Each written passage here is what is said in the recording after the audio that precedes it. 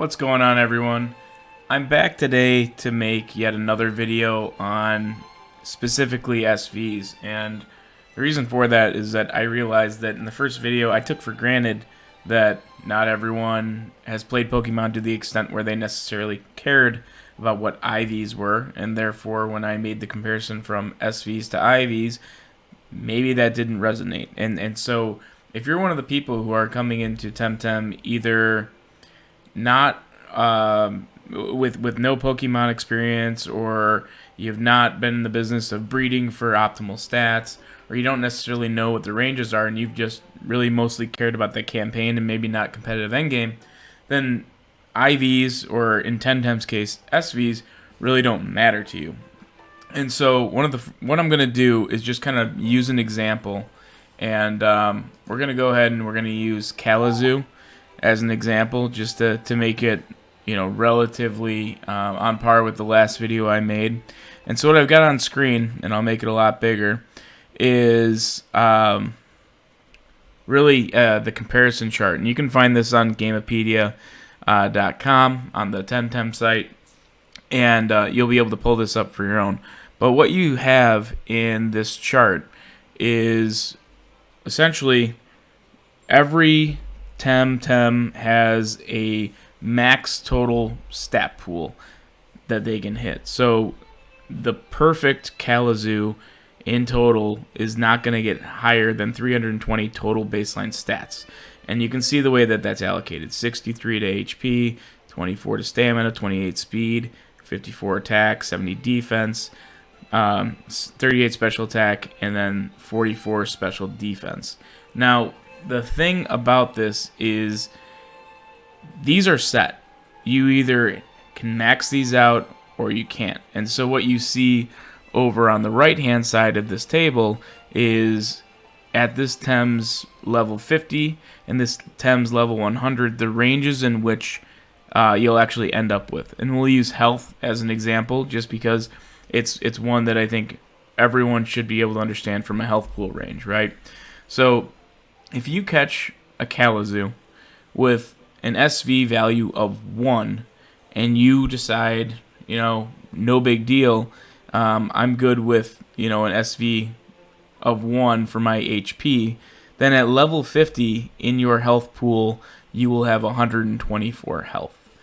Whereas if you have a perfect SV stat, you'll have a 50, it'll be highlighted in blue, a nice blue box when you catch your Tem, and you'll know that at level 50 you will have 224 health, or at level 100 you will have 435 total health. And you can see what the range in the spectrum is. So let's make this a little bit smaller again. You can see, for example, this Kalamazoo is kind of right in the middle, right around 29.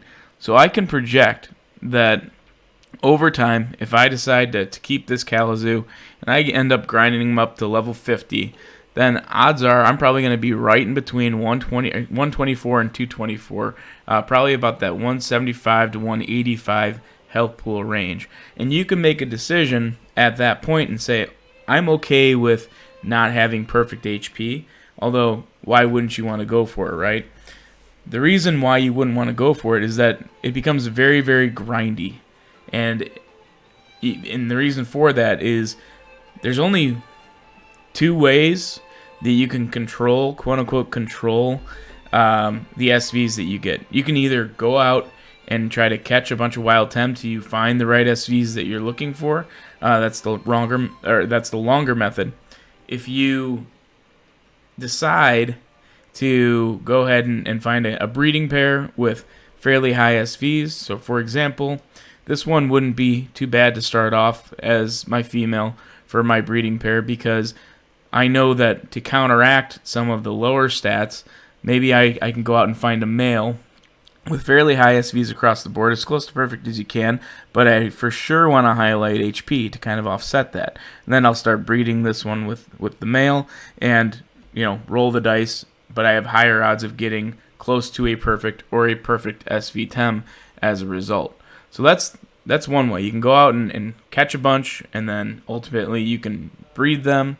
The other way is by actually leveraging an in-game item, and it's actually a very, very rare item, something that you will likely not come across readily, and that is called a like a telomere hack, which changes like the speed value.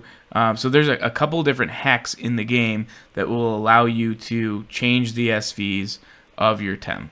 And because you will not find those so readily available, and because they are going to be rare, the more popular way to get a Tem with higher SVs to give you ultimately higher baseline stats is going to come through either the catching and just straight up catching, or the catching and breeding process.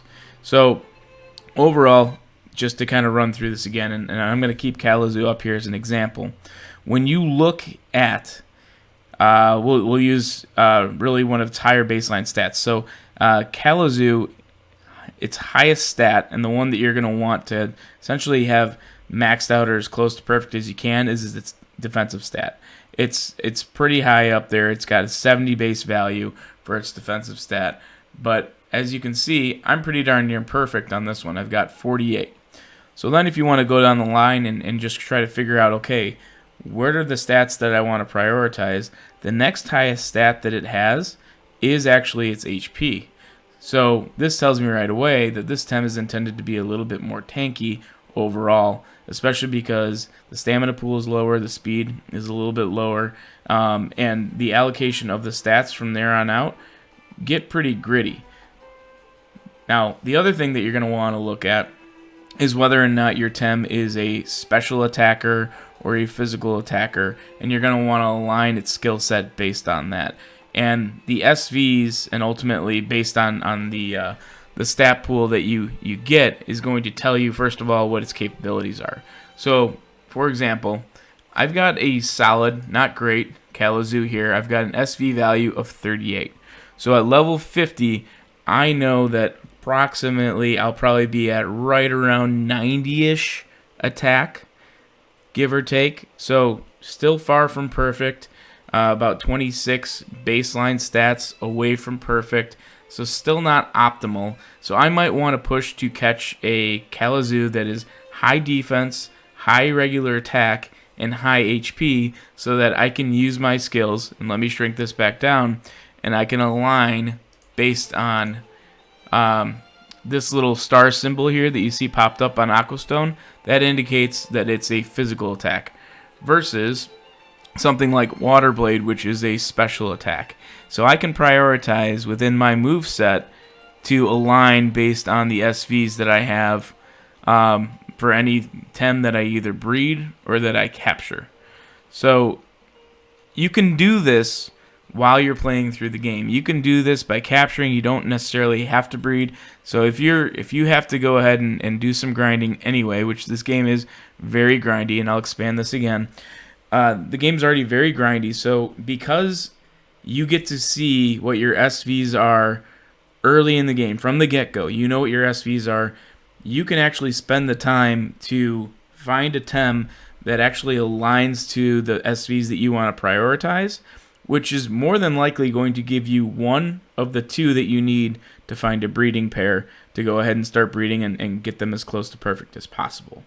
Now, SVs are different than TVs, and I'm going to do a separate video on TVs to kind of talk a little bit about it, because it's actually a very different way to go about min-maxing your Tem.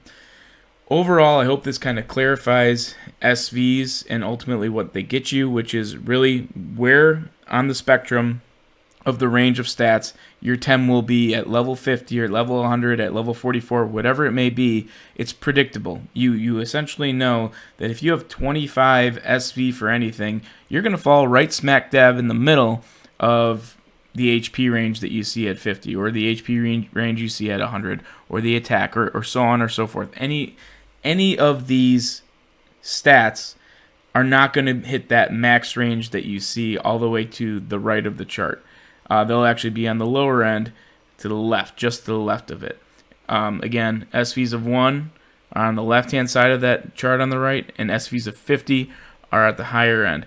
Now, this does calculate TVs that are you maxed out at 500. So it doesn't paint the whole picture. And again, I'll do a follow-up video on that.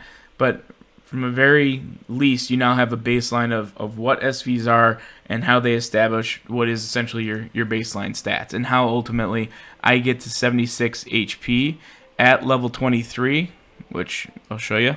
Level 23, so I'll zoom this back out a little bit. So this is level 23 Tem. So I'm halfway to 50. Kind of makes sense that I'd be right around 76 HP because I have an SV value of 29. So if I grind out those levels and I bring this one up to 23, it'll tell me that odds are I'm probably going to be right at that 200, maybe 190 mark, somewhere in that range, but I can at least expect that and anticipate that. So again, hopefully this is helpful. If it is, please toss me a like, subscribe, comment below, let me know your thoughts.